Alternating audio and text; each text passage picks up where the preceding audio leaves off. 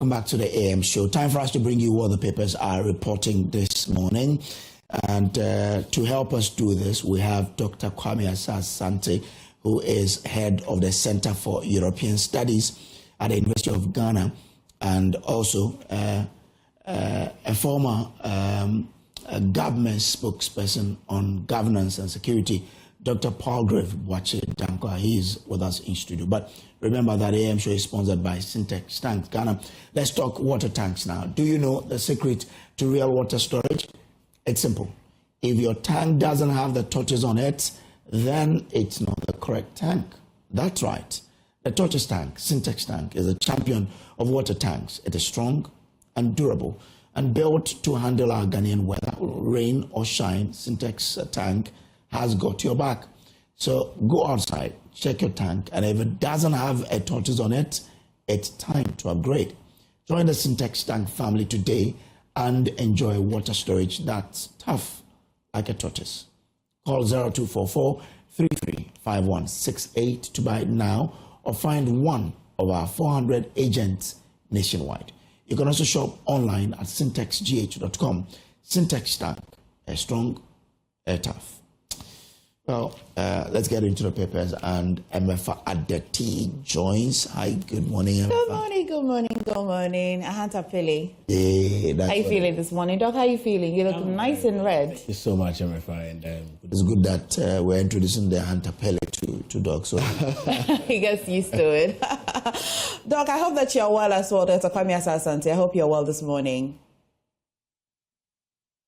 Okay.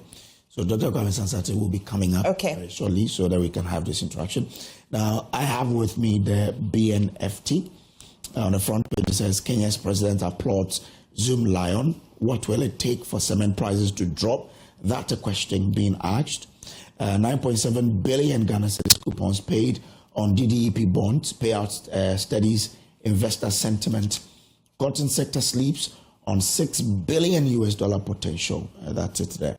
PRC urges utility consumers in Ashanti region to fulfill obligations. The News Center newspaper, BOG 60 billion cedis mop up to fight inflation inimical, according to the minority, comes with a photograph of Kojo Opon Nkrumah. Momo First returns with Electoral Season 2 launch in Bukom, and tribunal to hear appeals against gold board inaugurated. Okay. BOG cracks down on bad loans. Akufo-Addo warns against one-size-fits-all governance.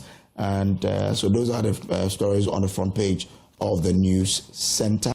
The Observer says domestic debt exchange program, big payday for bondholders as government disburses 9.7 billion cedis. Gold board tribunal inaugurated. Ken Ejapon is a leader to secure jobs for the next generation, message Japan to MPP youth, and GHA intensified repair works on Ofankop in Sawam Road. Right. Doc, would you like to tell us what you have on your newspaper? Okay, on Daily Guide front page, I have court orders Adamus Australia to pay Adamus Ghana $50,000 US cost. Galamsey task force arrests 4 soldiers for illegal mining.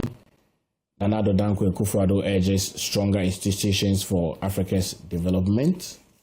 And court stops Reggie Manuel Gray estate takeover. On the center spread of the Daily Guide, page 6, minority condemns disruption at Ridge Hospital. And Finance Ministry, UN deepening partnership.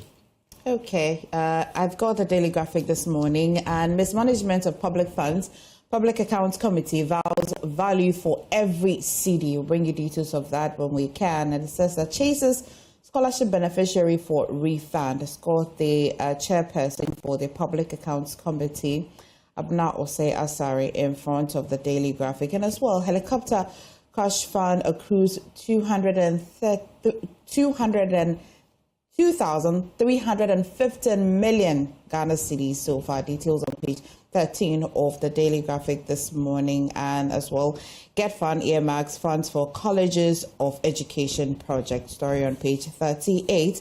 The Ghanaian publisher, Akufo-Addo warning to Africa, strengthen institutions or risk collapse. I'm sure that Paul, we've already brought you that in front of the Daily Guide as well. Upon Nkrumah questions BOG sterilization policy, stories on page 3.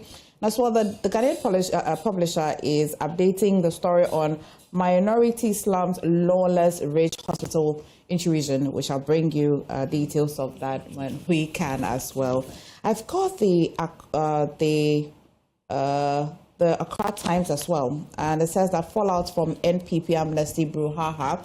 Paula Foko speaks, but former Tescon organizer questions secrecy as well. It is a story I am quite interested in, so we shall bring you the details of that as well. I also have the National Forum newspaper. It says, follow the, Zuma zooms into Ghana, and it has a photograph of former President Zuma of South Africa with former President John Agyekum Kufuor of Ghana. Now, follow the law. CWLA tells President Mahama, key witness back CWLA, and it comes with a photograph of suspended Chief Justice Gertrude Torkonu. So I'm sure it's in relation to that story.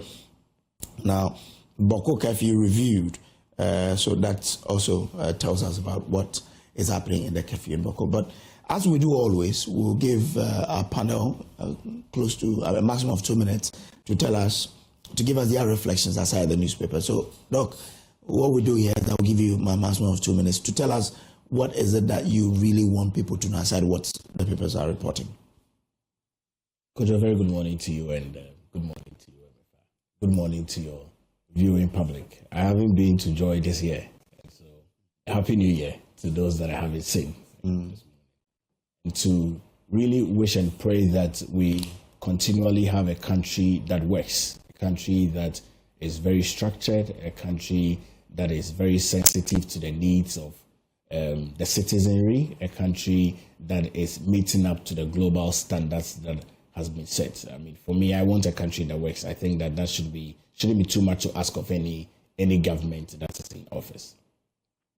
Okay, so a country that works is his reflection. Do we have Dr. Kwame Asah-Asante now? Okay, Dr. Kwame Asah-Asante will be joining us shortly, and then we can, do this. But let me start with, let's see which paper I want to start with. MFO, maybe we'll start with what is...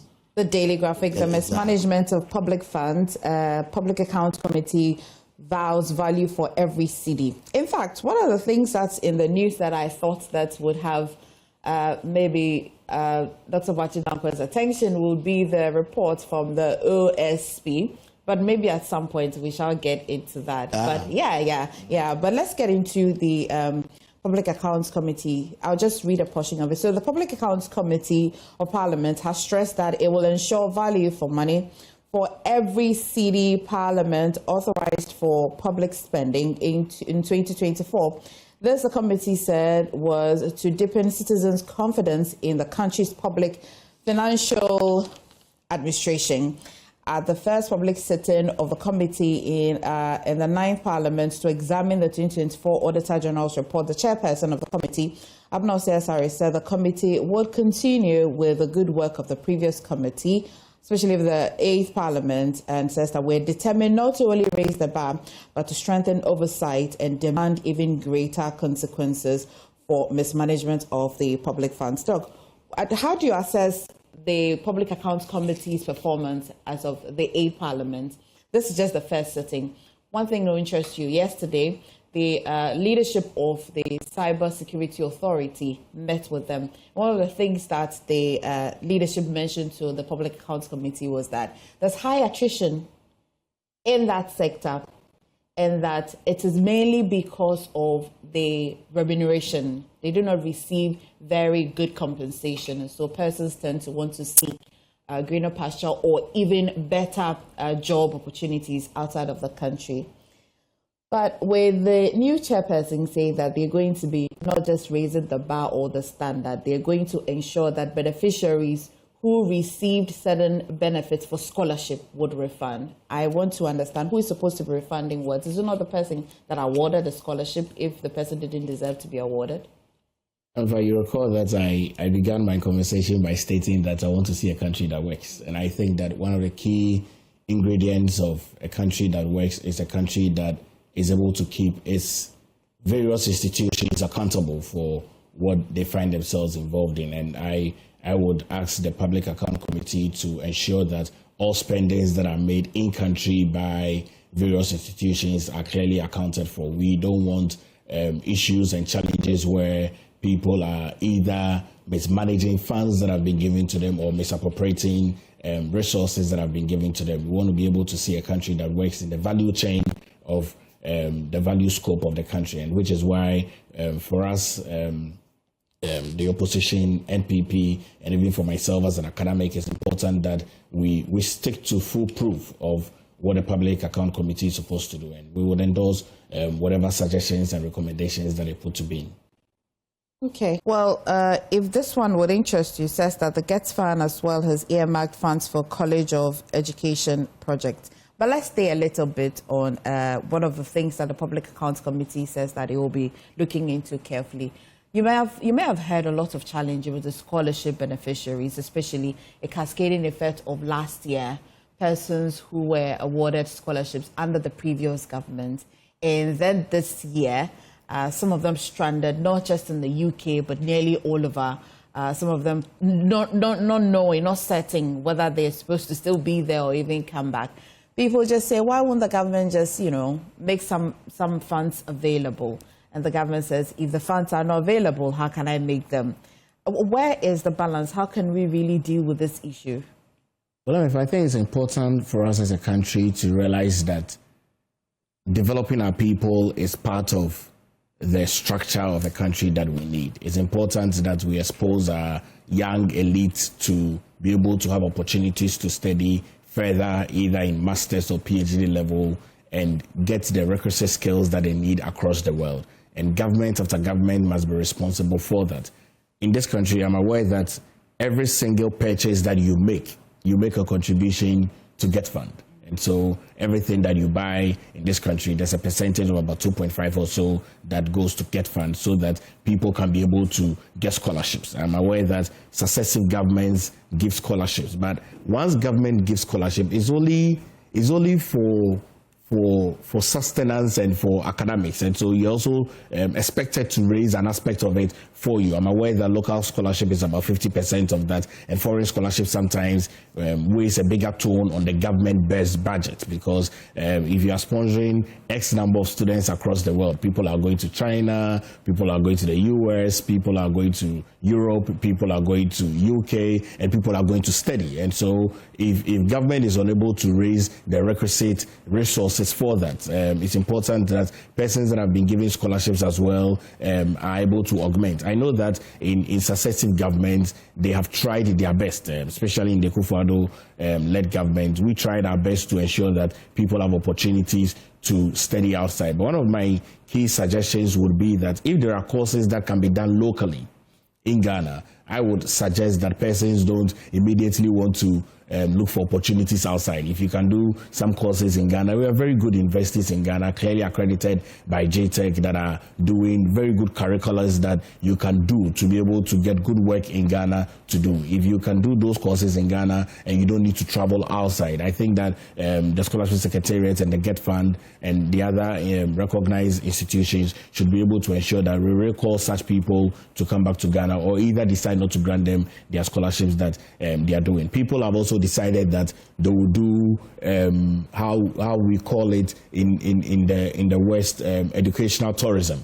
So they are looking for opportunity to migrate outside of their country to the West, and so they would continue to school. So they do one master's after another master's after another master's, and then they do a PhD that is taking almost like 5 years to complete, and that almost always weighs a tone on government. And I would suggest that in the year of every successive government, either in an election year or not, they should try and make sure that there's a mechanism not to grant long-term scholarships. So people are going for PhD, and maybe in an electioneering year, you are granting a PhD that's going to take about 4 years for them to finish. That is going to weigh a tone on a government should you lose an election. And so we need to be able to look at all those permutations. Okay. Kojo, we've got Suleiman Abrahima joining us, Executive Director for Media Foundation West Africa. Thank you so much for joining us. Good morning. And what's really has your attention is midweek. What's in the news that has your attention? I like to preempt that it's definitely that half-yearly reports from the special prosecutor, but I like to hear you. Well, good morning. I hope you can hear me. Unfortunately, I find myself in a situation where perhaps there will be a little bit of noise on the background. I cannot control that. Certainly, the Auditor General, the media report of the Office of the Special Prosecutor is of interest. I'm yet to take a critical read. I think I was on the road when I learned it's been released. But I basically glanced through and I could see a number of cases that are being investigated or prosecuted. And I think for many, maybe we've gotten to the point where we really have to perhaps see a lot more tangibles in terms of either convictions or retrieval or confiscation of assets than maybe having predominantly an update, which is basically to re-echo the point that we are investigating this, we are prosecuting that, and all of that. But given that I haven't fully read the report, I think I would end it at that. I think the matter of scholarships, as my brother was talking about, is still a matter of significant importance. But it only means that we have to do our things right. If you look at the Auditor General's report, you can basically conclude that there is a lot of wrongs that are done by the people who are supposed to administer our scholarships. So, for example, you look at the Auditor General's report for scholarships 2012 to 2018, and the report finds that out of about 3,112 beneficiaries of GET Fund, and remember that the GET Fund scholarship is meant for people to study in country. GET Fund does not have the mandate to award foreign scholarships. But in that report, 2012 to 2018, it concludes that out of the 3,112 beneficiaries, 2,217 of them were scholarships that were unlawfully granted for people to study abroad. So essentially, we end up, first of all, committing infractions against the law.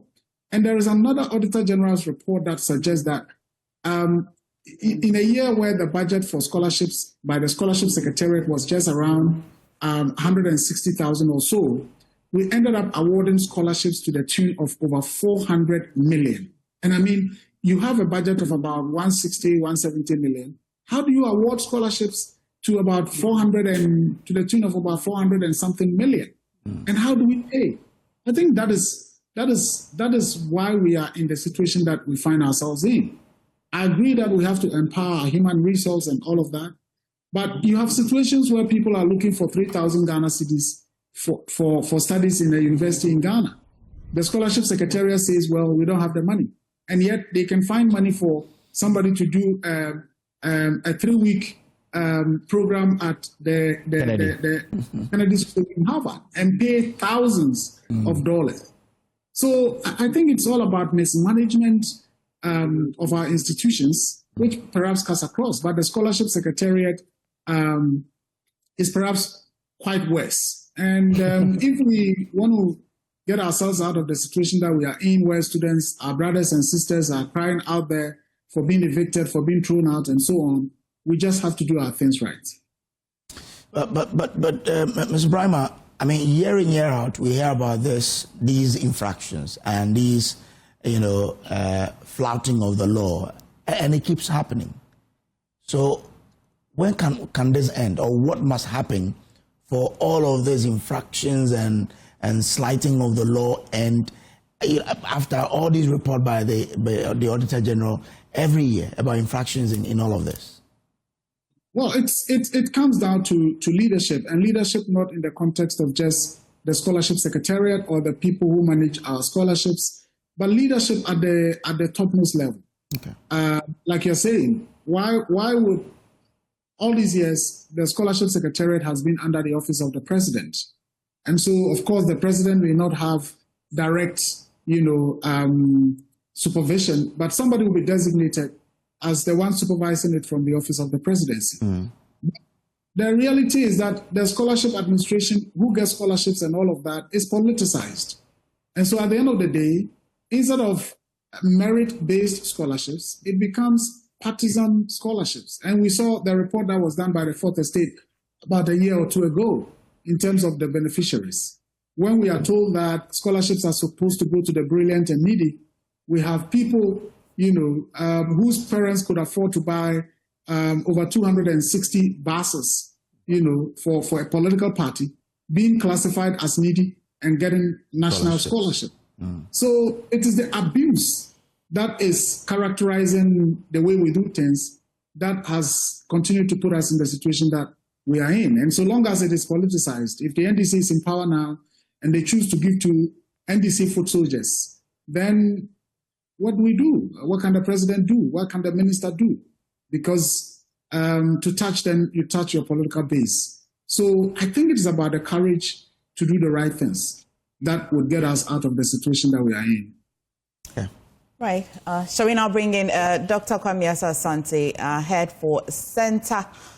Center for European Studies at the University of Ghana. Doc, thank you for joining us today. What really has your attention in the news so far? Yeah, briefly, I want to look at the Akwatia by-election and what it portends for all of us. Elections always need to be organized in a free and a fair manner, devoid of irregularities and rigging and the rest of them.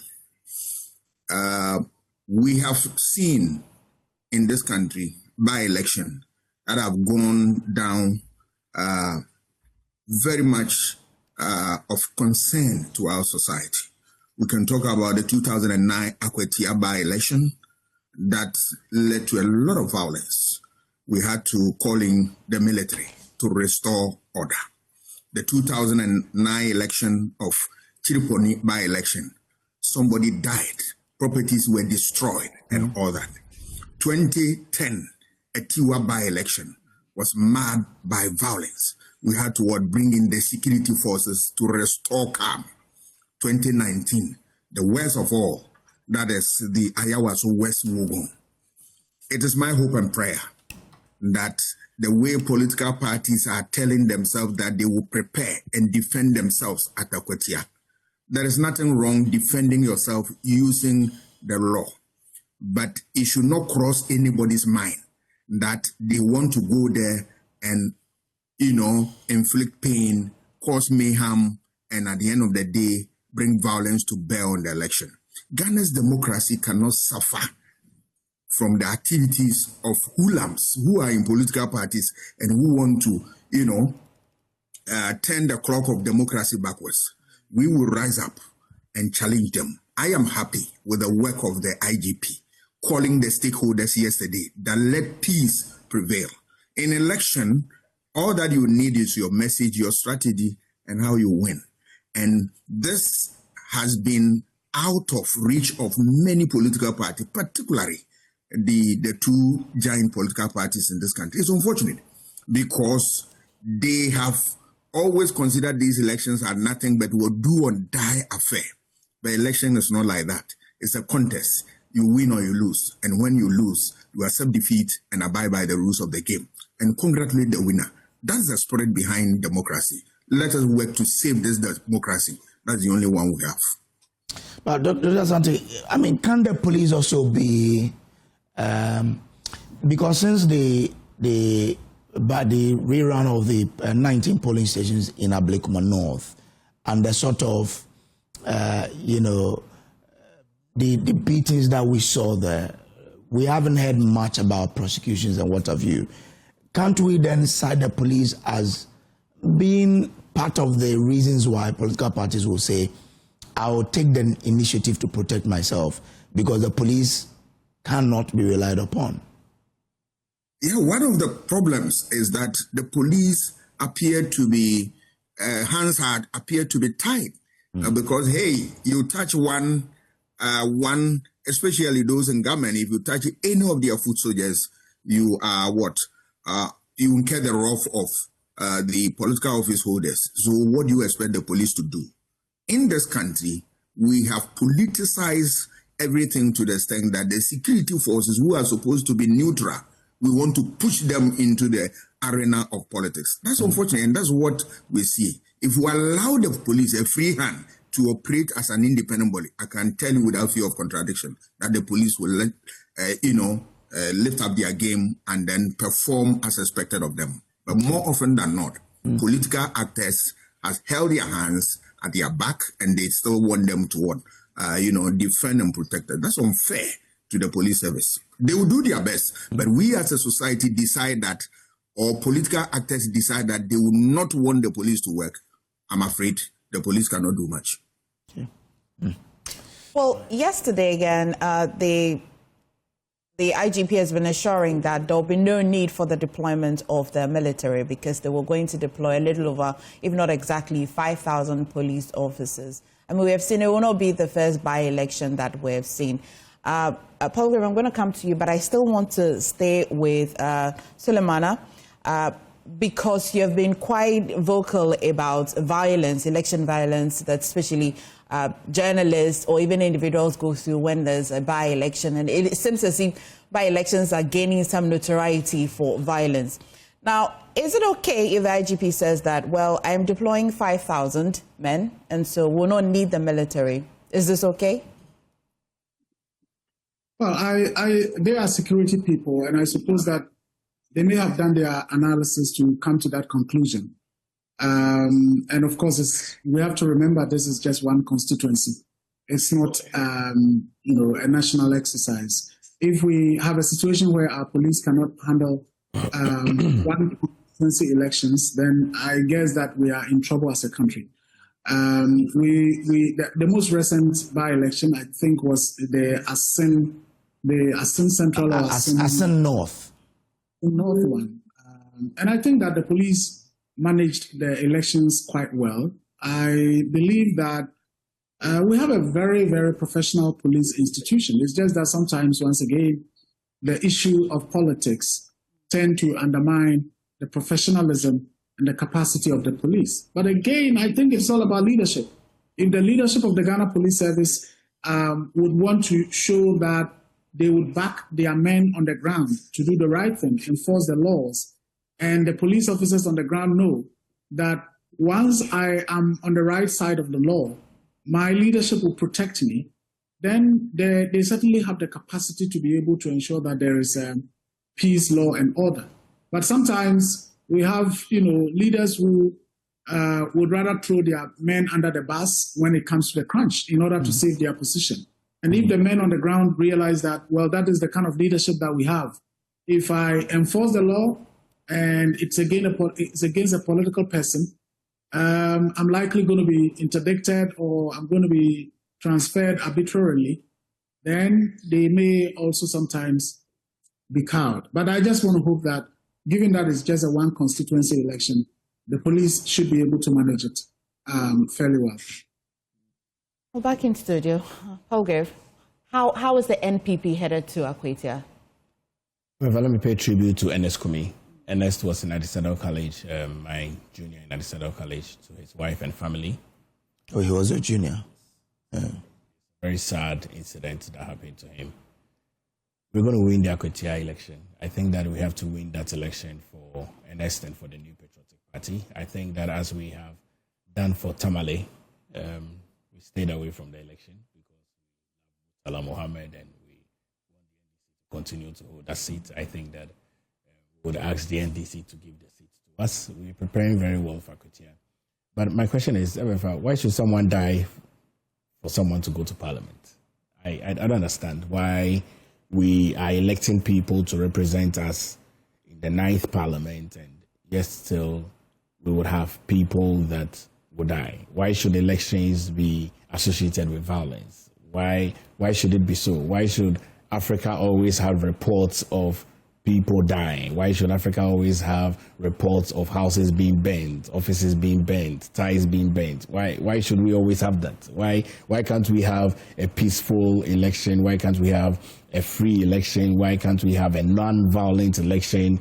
Why can't we have an election where the police is just observing without anyone causing any issues? Why is it difficult to have a peaceful election? I struggle to understand, because I think that we are growing as a country. Our democracy is relatively, obviously, very young. We're still in our 30s. This Fourth Republic has been relatively very stable. But if you look at the issues that are associated continually with either main election, either by-election, either elections that has been done and results have not been declared yet, and the associated violence, why should that happen? Why should that happen? I mean, I don't think it's difficult to talk to people to say, go and vote for me on policy A, B, and C, and I would want to represent you. Why should you? Are you an active player in the political sector? Absolutely. Why is it difficult for political parties to allow the processes to run without? I don't think that it should be difficult for any political party to allow the processes to work, unless, of course, one political party feels that one is having an on-head advantage, and so they would want to retaliate. But I believe in peace. I have always been a strong advocate of peace. I don't see the reason why one should go to parliament to represent his or her people, and people should die as a result of that. I don't see the reason why one should either go to the Jubilee House as the president or even the vice president, and people should die as a result of that. I don't see the reason why. I think that we need to have an election that is free, fair. We need to have an election that is violence-free. We need to have an election where people are not, police are not either pulling water gun or pulling tear gas, where politicians are pulling firearms or pulling pepper spray. I mean, I shudder to think that we continually having elections in Africa, in Ghana, and we are always recording incidents that is chaotic. People are having their eyes being hit, somebody's head is being cracked, somebody's hand is broken, and all of that. I mean, I don't think that it's fair. I would want to entreat all political parties, the NDC in government, the MPP in the Akwatia by-election. I think that Akwatia has been a very good seat for the New Patriotic Party. We are poised to ensure that we retain the seat, and I would ask that the requisite security officials, the IGP is deploying his men. They should continually be professional in this part of the... Yesterday, they would move on to other topics, but just yesterday, the national organizer said that, well, yeah, we hear you, the IGP, assurances, but we're still headed to Akwatia, prepared, protected. What does that mean? What do you think he means? I don't know. He spoke. I don't know what he means. I mean, you know, MFA, we need to be careful as a country, to be honest. You see, okay. If we don't manage our elections very well and manage, our peace comes at a cost. That's what people must realize. Our peace comes at a cost. And if we call for chaos, it also comes at a cost. And we need to ensure that we have a peaceful election. We have free, fair election, whether prepared or not. But we need to have a peaceful election. And I think that that's important. Okay. Okay. Kojo, maybe we move on to that viral video. Yeah. You may have seen it. I have seen it. You watching as well. You may have seen a young man in a certain video that's coming from the Rage Hospital. You've also seen reactions from the minority in Parliament, especially the Health Committee, calling for some investigation and all. But if you have not seen it, I'll show you now. Start doing something. Somebody needs to start doing something. So who is in charge, bro? No, I mean, this is not needed. This is not needed. Let's just do the right thing. Somebody should just be inactive. Somebody should call somebody. Somebody should come and attend to somebody. That's it. That is all we are asking for. There should be any sense of agency, please. Mate.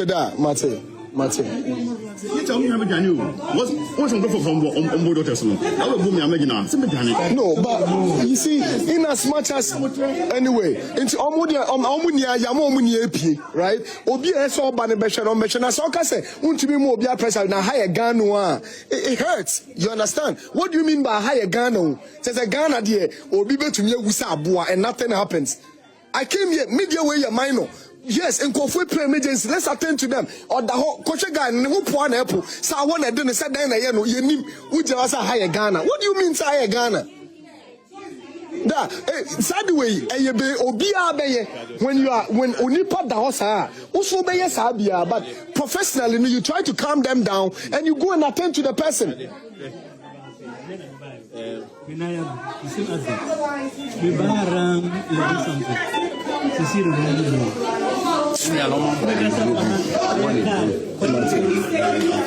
Let me calm down.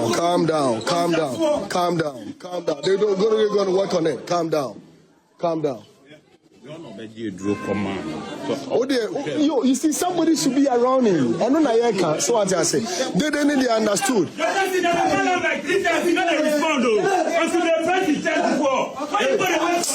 What is happening?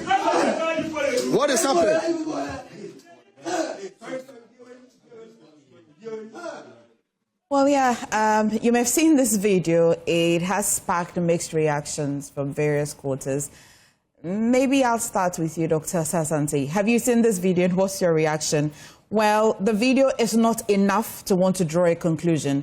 That's why many quarters are asking for investigation. But from just on the face of this video, what will be your reaction? I must say that, this is my first time of seeing it. Yes, I haven't seen it. And very surprising to me about the turn of events there. I want to believe that the gentleman was talking about somebody who was hospitalized, who was taken there for treatment, and he's not being attended to. If I'm sure there's more to it, but what I support the call for investigation into matters of this nature, and that will unravel all the problems that are associated with this particular incident. If you go into it critically and you are not seized with all the facts, you are going to create a problem. But I will speak generally, not necessarily this because I'm not seized with all the facts. Sometimes you see the attitude of hospital attendants, health professionals. You go there and you have no attention. That is also a fact in some hospitals. And it becomes a problem when you are seeing somebody who needs help and then help is not coming. It's really, really worrying and all that. In addition to what? Negligence on the part of medical professionals on issues of what? Emergency or health issues. That aside, the attitude where people also want to pounce on the hospital and then demand, as it were, service is also unfair and improper. I believe that if anything of a sort, you need to what? At least contact health authorities in there. In every hospital, there are directors, there are people who matter and all that, that you can go and you talk to them and quickly they will come to your rescue. But having said all this, I believe that hospital must exist as hospital and serve people who are in need of their service. And when we also go there, we comport ourselves and get the services that we want. But nothing prevents anybody to report or make a case about what a service that you have received, which you are not, what it is not satisfactory. It is within your right. But there should not be any violence accompanying that. Okay. Sulumana, I'm not sure. I don't know if you have seen this video. You mentioned that you've been on the road yesterday and all, but the crux of it, following this video, the hospital has actually issued a statement and has acknowledged that the Greater Accra Regional Hospital is one of the busiest centers when it comes to emergency. They also acknowledged that that day they were quite overwhelmed with emergencies. And so because of this accounted for some high tensions at the emergency area. on that day. This statement was signed by the public relations officer of that hospital and indicated that because of the situation and the tensions, one of the persons who had brought a patient in, which is this young man that we see in the video, ended up assaulting one of their dedicated nurses. This is just the background following the video that you're seeing. What's your reaction? Well, just like my friend Dr. Asante, I hadn't seen the video. This is the first time. And so I cannot, even if I had seen it, I wasn't there. And so I cannot just draw conclusions on the basis of the video. It's unfortunate if a nurse was assaulted, no matter whatever the circumstances. I don't think that it would warrant an assault. An assault is an offense. And so if indeed there was an assault, that's really unfortunate and it has to be investigated and the law should take its course. But I agree with an earlier point made by Dr. Asah-Asante about the situation you find yourself in whenever you go to the public hospitals. I think the private hospitals, because it belongs to individuals, they try to ensure that their services are quite good in terms of customer service in order to continue to attract patients. But the reality is that, and I have doctor friends, I have friends who are nurses and all of that. The truth of the matter is that sometimes you go to these public hospitals and you cannot but just get angry. I mean, you see somebody sitting idle on their phone, either chatting away. You want to be attended to and somebody is on the phone talking and laughing, and you can see this is not work related. And so we have to also be honest with ourselves. And I could hear the guy saying that somebody remarked that this is Ghana. Yeah. And indeed, the this is Ghana attitude is all over. I mean, sometimes if you are lucky and you are not the patient yourself, you are there maybe to visit the patient. As I said, you cannot but get angry with the attitude that you see our health workers put out. In most cases, are actually the nurses, not even the doctors themselves. So yes, the statement says that the hospital is a busy place. Indeed, it must be. If you go to 37, you go to Kolebu, you go to wherever, I'm sure you would be amazed at the numbers. But that also means that healthcare delivery is a crucial thing that we have to manage well. So in terms of ethics, in terms of professionalism, in terms of customer service, I think that we have to up our game. Otherwise, people can be really frustrated. People can be really agitated about the attitudes that they come to terms with whenever they are in these hospitals. The this is Ghana attitude must end. Yeah. People must deliver. People must work. And healthcare is about life and death. Yeah. And so we must encourage our healthcare service providers to be up and doing. Otherwise, the attitude now I don't think is very helpful. Right. Thank you. I mean, the point about that they don't have, they were overwhelmed by the emergency. Indeed, the Greater Accra Regional Hospital, Ridge, it serves really large people when you go to the emergency. But doesn't that create room for employment? And aren't we told we have nurses sitting home without being employed? Why can't we employ more? Or it's the resources that we don't have. I think the hospital should have an arrangement to use the IGFs to hire more hands. Because you have nurses who have been trained sitting home doing nothing. If indeed our hospitals are overwhelmed and it's about human resource, get these people there and find an arrangement to say, even though nurses are on this scale, but because we are paying you from our IGF, we'll pay you this level. You have some of them agreeing to work. I think this presents an opportunity for us to have a rethink about how we can, absorb the nurses being churned out by our various health training institutions, than to say, well, yes, you can be overwhelmed, but can we be creative enough about the solutions? Well, like Suleiman pointed out, you go to hospitals and you find nurses and some health workers on their phones. It becomes very irritating. How can we deal with all of that? whilst we are condemning the attitude of the young man, because you can also attack people in hospitals for not doing their right work. You need to go by the legal means. They have complaint procedures. Take it. But can we address some of these challenges? Understaffing, there are nurses there, can we employ them? And can we find out how we can deal with the many challenges that confront the health sector? Oh, Paul gave a sigh. He kept on, And what's the young man's behavior or the... I'm literally shocked. You know, MFA, it's unfortunate this shouldn't have happened. The young man shouldn't have assaulted a health professional. Yeah. This shouldn't have happened at all. And I don't know why he's walking free. I mean, an assault is a crime. Yeah. Which must actually be determined by the hospital cannot arrive at. But he must be picked up immediately. Right. Let me build my point. Okay. I come from a medical family. My father was a medical doctor. And I have the greatest of respect for health professionals. Greatest of respect. Their work is extremely important, extremely sacrificial. I have been admitted in a sizable number of hospitals in Ghana. Rich Hospital, I've slept there for almost a month when I had COVID. Very great professionals that work there. Emergency is emergency. Let's look at it. Emergency hospital is emergency hospital.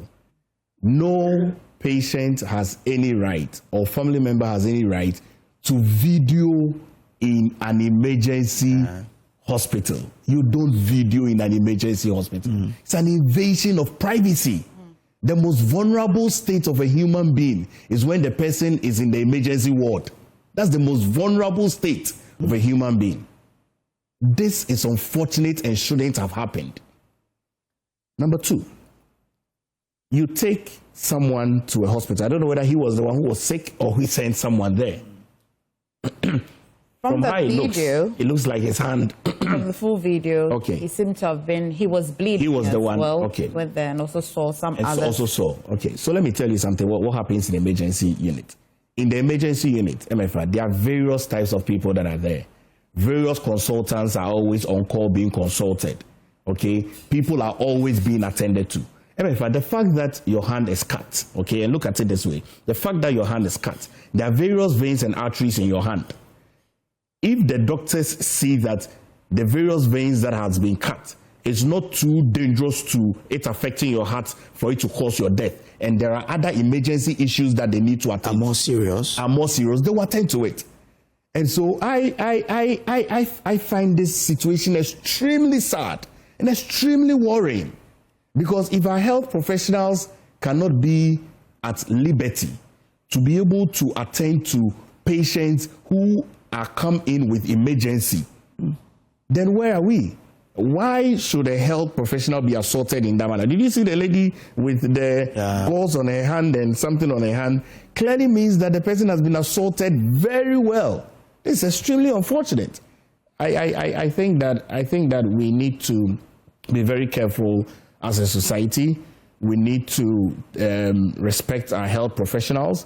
We need to ensure that people that have gone to school to become medical professionals, either emergency nurses, emergency doctors, emergency surgeons that work in emergency units, it's important that we accord them the respect. However, none of us here are medical professionals.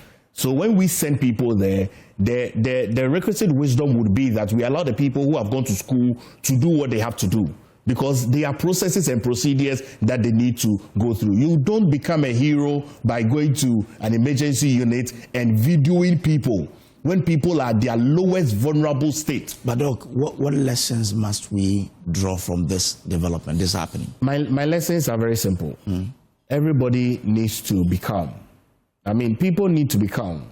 You see, people need to be calm. You agitate people and people give you an agitated response. Okay? I'm not sure someone would have said this is Ghana if the response that was given did not elicit such a response back. Okay? And this is not Ghana. That's what people must realize. This is not Ghana. All our professionals always go about their work professionally. Look at you. Look at MFA. You guys have been up maybe about 3 a.m. going about your work. Before you do your 6 a.m. news, you would have gone through a lot of preparation for that. People have gone to medical school, they have studied. People have gone to become emergency nurses, emergency doctors, professionals who are working in emergency units. There is no way you would bring an emergency situation that people will not attend to it. You have entered into an emergency unit and you are saying, look at this patient, look at that patient. Are you the supervisor? Okay, so that is extremely wrong. And you are invading people's privacy. You are videoing people at their most vulnerable state in an emergency unit. I think that is extremely wrong. We don't need heroes. We don't need heroes at emergency units. Okay, we don't need heroes. And all of us are vulnerable. All of us can go into the hospital anytime. In this country, anybody can fall ill anytime and go to the hospital. When you go to the hospital, you will be attended to. So it's always important that you exercise restraint. As a patient, when you get to the emergency unit, allow the MO or whichever doctor or nurse that is supposed to attend to you in the professional manner in which they have been taught. Do not become a hero in one day and try to call people to order and say that people are not doing their work. Look, nurses work very hard in this country. Doctors work very hard in this country. Emergency units are always working 24 hours. They run an 8-hour shift. And so people work very hard. And we must commend the people who are there at the beck and call of our lives when we have challenges. And I think that this is an unfortunate situation. It shouldn't happen. They must investigate it. They must call the young man to order. And maybe they need to check his psyche. But when they say, okay, so when the hospital says that, I mean, they were overwhelmed, I'm asking, does it create an opportunity for us to rethink how to probably resource these hospitals? No, you see, Kojo, hospitals are always overwhelmed. That's the nature of a hospital. Emergency units are always an overwhelming unit. Emergency units are always an overwhelming unit. So when you come to the hospital, your first point of contact, if it's an emergency, you go to emergency. If it's OPD, you go to OPD. So if you come to the hospital and it's an emergency and you're attended to and you are stable, then they move you to the various units, either internal medicine, they take you to the ward, they take you to the ICU. It's not because we don't have enough nurses that No, we can have a conversation later on that, but I'm just trying to create a situation for you to know that in emergency units, it's always an overwhelming situation. In emergency units is always an overwhelming situation. From the context they put it, that on that particular day, listen, they said on that particular every day, single day. To be fair, that's what I'm trying to say. Every single day, it's an every single day is an overwhelming situation for all medical practitioners, because they are always bringing issues that you are either aware of because you've treated it before, or issues that are very different because we're all different human beings. So in emergency units, the emergency is such that every situation is overwhelming, which is why nurses and doctors and health professionals are always trained to have a very calm disposition. And so if you realize, when you enter into the emergency unit, the doctors and the nurses and the health professionals are always watching you, because they need to be able to attend to you. So you as a patient, or you as a family relative who is bringing a patient in, you must also be restrained and allow the health professionals to do their thing. You're saying that from the video we saw. If we had more nurses there, they couldn't have helped in the situation. Why are you asking for doctors? Yes, I don't think it could have been the need for doctors. I really don't think it's an issue of numbers. So many nurses without employment. Because we can look at that on a different conversation. All I'm trying to say is that I don't think it's an issue of numbers of more nurses or not. All I'm trying to say is that it is ill-professional for either a patient or a family member to go into an emergency unit and start calling on nurses and doctors. Well, I'm not even asking the question based on his attitude. Okay. I'm saying that generally, if you go into hospitals and they say that we are overwhelmed, and we do hear the questions about human resource, and I'm saying there are so many nurses who have been trained 3-4 years sitting home without doing anything. Doesn't situations like this present an opportunity for us to say, can we be creative enough about the solutions that we can afford, we can provide? Kojo, I agree with you on your point, but all I'm trying to say is that the situation you are trying to paint, that nurses are home, medical professionals are home, and so we need to beef up the numbers, it's not what is going to change the situation of an overwhelming situation in an emergency unit. That's what I'm trying to say. Maybe emergency units are always overwhelming. But MFA, just before you go, I just want to state this. I've seen a very growing concern in emergency units, okay? And I like to put this across and also encourage the health professionals. Please, emergency units are not for visitors, okay? MFA, emergency units all around the world. I mean, I don't see how visitors must visit people at emergency units. You only visit people when they are referred from emergency to the ward. I've seen a growing trend in this country where family members and friends want to visit people who are at emergency units. Emergency units are clearly areas for health professionals, for the nurses, for the doctors, for the people that are attending to your patient or your family member. If they go to the ward, you can visit them. Emergency units are extremely private of non-medical people, and I think that is important that I put it across. Dr. Asah-Asante, you have talked about our health sector generally, and Kojo seems to be hammering on that point. I'll come back to you again. I mean, beyond this young man being an activist, the situations in our hospitals are just a constant. So sometimes it gets better, sometimes it gets worse. But Kojo is, navigating the conversation to a point where I think might interest you.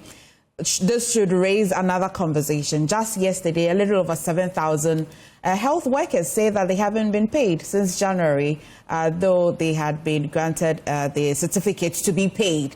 The Controller General says that, well, they have to purge the register out with ghost names before they can absorb them. This raises many other concerns in our health sectors. What's your reaction to Kojo's very passionate concern this morning? Yes, I'll come to Kojo's one, but I want to also have a little concern about my good friend Paragraphs, the things he said. He said a lot of things which I agree with. The emergency ward is not a place where people go and visit and all that. But he painted a picture as if all is well at our hospitals. He said professionals are doing their work very well and all that. I can tell my good friend that it's not always the case. I have a case in point. My wife gave birth, and the child, we saw that the eyes were yellow. We took the child to hospital. I won't mention the hospital. The advisor, go and breastfeed. My child ended up with cerebral palsy. At the end of the day, he's dead and gone. Ooh. Were they working professionally? Please. Then two, the issue about the hospital, the director there or whoever the head, telling us that they were inundated with cases. Right, I agree. But is it also not an opportunity for them to refer them to other hospitals where they will be attended to? What about that? And I struggle to understand that statement that we are overwhelmed. I agree.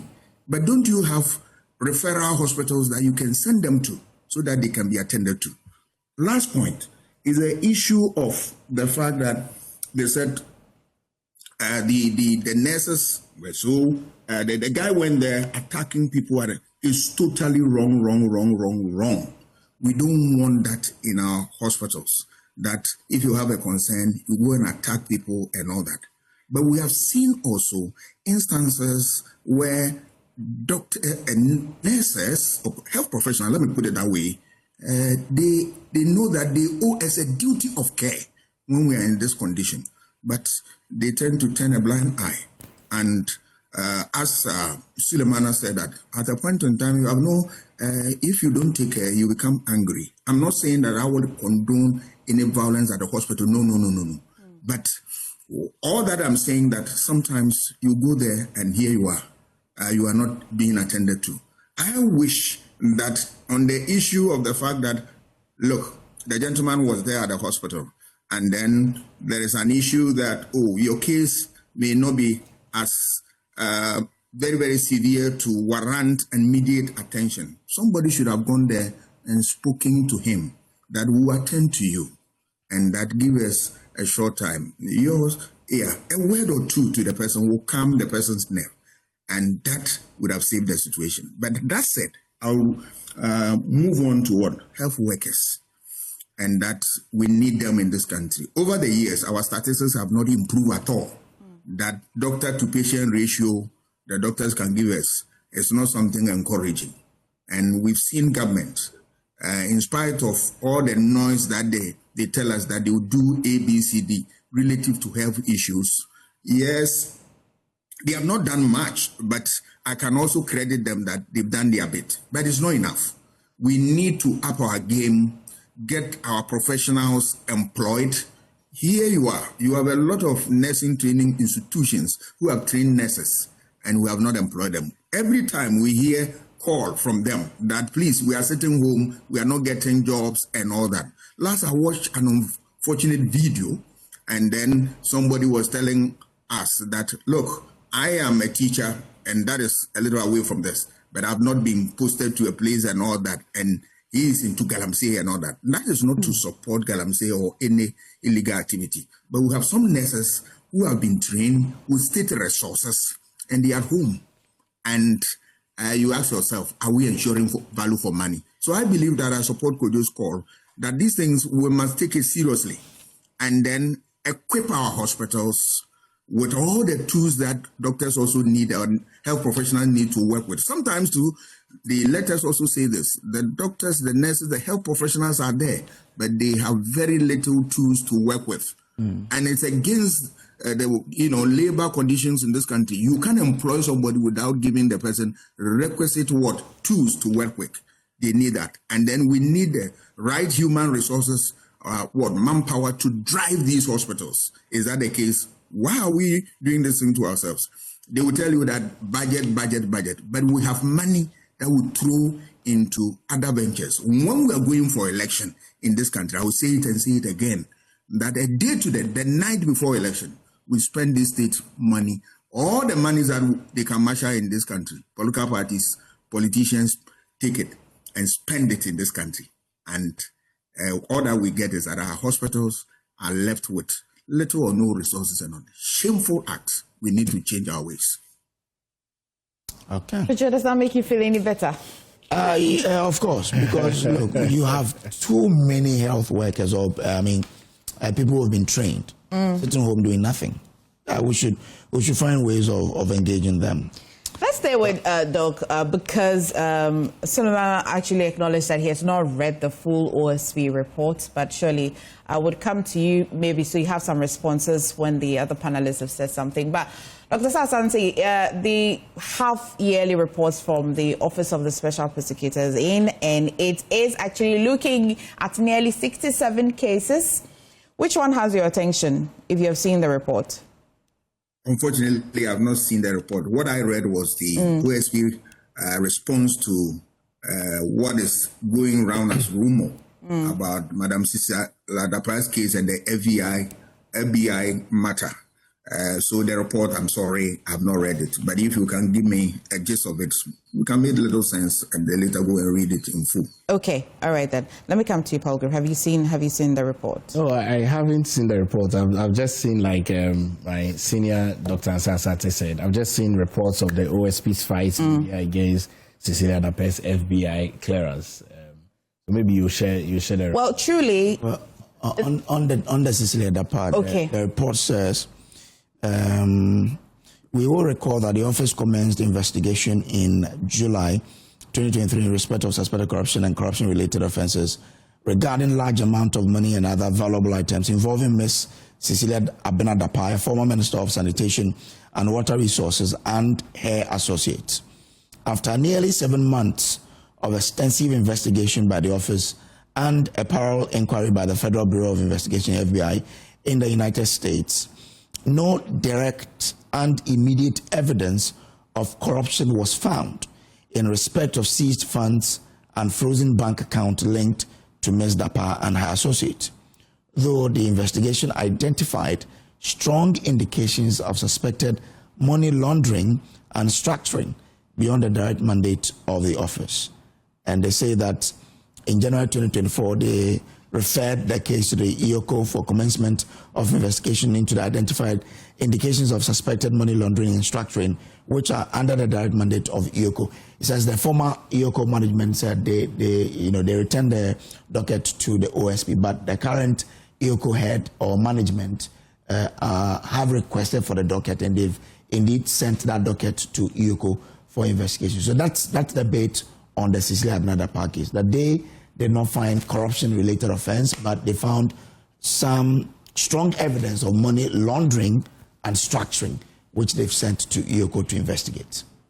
And again, Doc, on this particular matter, the reason why the OSP is responding to how the media is reporting it is that it's as though the FBI has cleared her off. No. So the OSP says that the FBI says it hasn't found an immediate link This does not suggest to corruption. An immediate link. And so the OSP's response is that it do not say that the FBI says it doesn't find or it hasn't found any related corruption. It says that an immediate corruption, and for them that means a lot when it comes to the legal battle. And so we should reorganize the way we are actually discussing this particular topic when it comes to FBI. There's no clearance over there.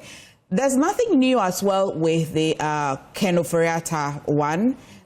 It's up until the update that it gave. It also, on the Mustafa Hamid one, NPA, former NPA boss, it's also nearly the same as he has been updating us. So basically, what it did was to put all of the cases that has been pursuing and giving us an update as requested per mandate of the Office of the Special Prosecutor. So maybe what you want to address is, so far we're more than half into the year. So far, the fight, the OSP's mandate, generally, what do you want to say? Not necessarily speaking to each of the cases. I think that the OSP is doing its job.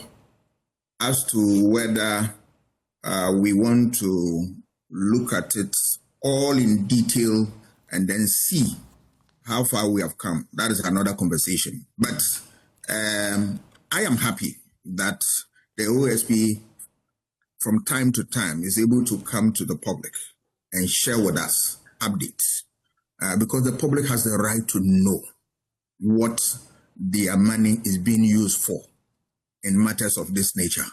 This office is funded heavily by the state, and we owe it, the OSP owe it a duty to let us know how far they've come. All that we are saying that a lot of cases that have not been concluded, we want to urge the OSP to put in more effort so that we get to the bottom. Because once it delays and drags, it takes the steam away. And sometimes we lose the very essence of what we are investigating. The earlier we got this report, the better, so that it informs decision-making, and it also, if there is a need for some level of advocacy or education, people get them. Because governance without data, governance without information is empty. So we need that as part and parcel of the things that we need to include into our governance calculation and see where the direction in which we have to go. Remember, one of the headaches of this country is the issue of what? Corruption. And corruption has been with us time immemorial. We have tried all manner of schemes to see whether it will work. And so far, it has proved beyond reasonable doubt that all the schemes we have employed before the OSP, we have not seen much. So we want to believe that this one should be the last stop, that it should help us to deal with corruption head on. If we are not able to get that type of result, then I'm afraid we need to, think critically outside the box and get something that works. But for me, what I have seen in the area of corruption is that it's a web of actors who are in there, and they always want to make sure that corruption strives. And if you look at that type of relationship, the patron-client relationship in the area of corruption, until we are able to deal a great blow to this web, and then educate people, strengthen our advocacy on corruption, and then go on with the socialization. We can talk about all manner of legal regimes and all that. People will continue to dabble in corruption.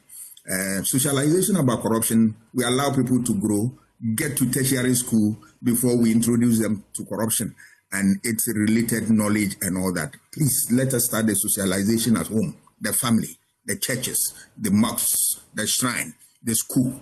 And then when they grow, they will not forget about this. And then as they get to higher level of academic excellence, they learn more. And then we as a society, we must also be in a position to say that enough toward corruption, and that we want to deal with corruption head on. That is the way to go. Right. Thank you, Dr. Asah-Asante. Palgrave, generally. OSP. Yes, more. Erefa, you know. Erefa, I just want to ask a question. Has this been the standard practice of the OSP? Do we always have him bring media report? Yes. Okay. It's part of their mandate to be. This is my first time actually seeing a report like this, to be honest. But I think that corruption is important to tackle as a country. It's important that we hold public officials accountable. It's important that the Office of the Special Prosecutor is not used as a tool, as revenge, more like. It should be a tool that should bring public good. Okay, it should be a tool that should bring. Why is that what you feel it is? Well, to some extent, sometimes it appears as though there are persons that are either targeted. Okay, I think that if you are responsible for a public entity, you should look for corruption across the value chain of the public sector, basically. Okay, so look across board. I mean, be a police of everybody that is doing everything that is bad, that is putting money at the wrong place. You should look at that, basically. You should be that policeman that looks at that. But how sure are you that's not what they're doing? Well, surely that's what you do before you find out somebody who's doing what's right or wrong. Sometimes it appears as though, that's what I'm saying, it's my opinion. And sometimes it appears as though it's being used as a tool to either pick on certain personalities and zero in to see whether you find a germ in the microscope that you are looking in. Okay, so I would want to ask the OSP to continually fulfill the mandate that they have been given, to continually ensure that people are held accountable, public officials are held accountable, and to continually sanitize the system of corruption so that we can always have the trust that we have in public officials and the country. All right. Okay. Thank you very much. It's 7 after 8 a.m. That's how we need to wrap up the news review here. Thank you, Dr. Kwame Asah-Asante, for joining. And Dr. Kwame Asah-Asante is the head for the Center for European Studies, University of Ghana. Dr. Paul Dankwa is former spokesperson, governance and security under the Electoral government. And Suleiman Abrahima is executive director for the Media Foundation for West Africa. Now, just before we wrap up, let me do this for a friend of mine. Cosmos Ansah is a young man of mine in Ahantawes. His nephew is celebrating the birthday today. He says, may the good Lord bless you, Hannah Kujo. May he lift you and make you a leader of your generation. May he continually be with you all the time.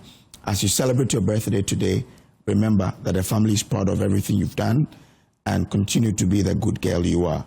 This happy birthday to Hannah Kujo, Electoral Agricultural SHS2, Form 2 student, Home Economics. So to you, Hannah Kujo of Electoral Agricultural SHS in Nzema area, you are in Form 2 Home Economics. A happy birthday to you. Thanks to you too for watching. We'll take a break. I'll be back with our big stories.